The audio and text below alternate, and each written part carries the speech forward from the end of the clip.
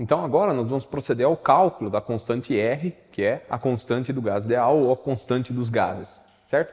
Para isso, nós precisamos considerar quais são os parâmetros, pressão, volume, número de mols e temperatura, que satisfazem uma certa amostra de gás. Então, isso são parâmetros que são medidos em laboratório. Então, por exemplo, especificamente na pressão de uma atmosfera, se nós tivermos 1 mol de gás na temperatura de 273,15 graus Celsius, ou seja, 273,15 Kelvin, perdão, que corresponde a 0 graus Celsius, o volume do gás é 22,41 litros. Se nós trabalharmos essas unidades aqui, isso daqui vai dar exatamente o 0,082 atmosfera, litro, Kelvin a menos 1, mol a menos 1. Da onde que surgiram essas unidades? Justamente dessa análise dimensional. Atmosfera, litro, o mol e o Kelvin estando embaixo, eles aparecem com subíndices a menos 1, certo? Só que a gente tem que lembrar que nem a atmosfera e muito menos litros correspondem a unidades padrão do sistema internacional. Então, se nós quisermos transformar, nós temos que ter em mente que o valor da constante tem que ser o mesmo, atmosfera, litro, Kelvin a menos 1, mol a menos 1, só que eu vou multiplicar por um fator de proporcionalidade que afete as unidades.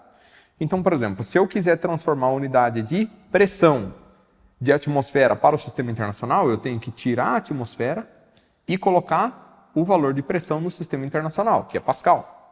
E se eu quiser tirar o litro, eu preciso colocar o valor do volume no sistema internacional, que é metro cúbico. Então, metro cúbico e litro. Quanto vale uma atmosfera em termos de Pascal? Então, 101.325 Pascal equivale a uma atmosfera.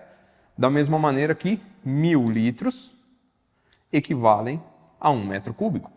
Então, se nós fizermos a transformação multiplicando o número por 101.000 dividido por 1.000, ou seja, multiplicando isso por 101,325, as unidades atmosfera se cortarão, litro se cortará, sobrará metro cúbico, sobrará Pascal, sobrará Kelvin a menos 1, mol a menos 1.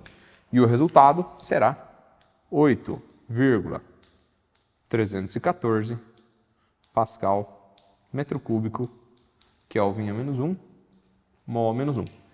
Como a unidade Pascal vezes metro cúbico equivale a Joule, em alguns livros também é bastante comum aparecer essa constante escrita 8,314 Joule, Kelvin a menos 1, mol a menos 1. Então são duas vertentes, tendo em vista que Pascal, metro cúbico, equivale a Joule. Se nós fizéssemos a transformação aqui envolvendo atmosfera e milímetro de mercúrio, por exemplo, nós poderíamos chegar naquela outra constante que era 62,3 milímetros de mercúrio, litro, Kelvin a menos 1, mol a menos 1, que é a mesma coisa aqui, 62,3 torr, litro, Kelvin a menos 1, mol a menos 1. Ou seja, milímetro de mercúrio e torr é a mesma coisa, são sinônimos, né? Torr escrito maiúsculo porque é uma homenagem a Torricelli. Qual dessas constantes é a constante certa, digamos assim? Todas elas, tanto essa daqui, quanto essa daqui, são certas, essa daqui também. Essa daqui corresponde à constante no sistema internacional, então ela é preferida pelo sistema internacional, mas não que ela seja mais correta que as outras. Agora, o importante é qual dessas tem que ser usada na prova, qualquer uma. O importante não é a constante, e sim as unidades que você adota dentro da equação, ou seja, você pode usar esta, ou pode usar esta, ou pode usar aquelas ali, desde que com as unidades corretas.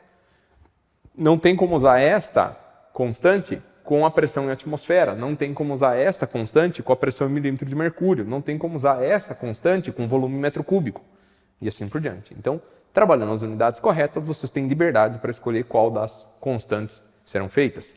2 pontos a serem considerados. Primeiro, Todas as constantes estão em Kelvin a menos 1. Relembrando, então, não é opcional o uso de Kelvin, ele é obrigatório. Eu não posso usar a equação do gás ideal com temperaturas em graus Celsius, certo? E eu também posso mudar.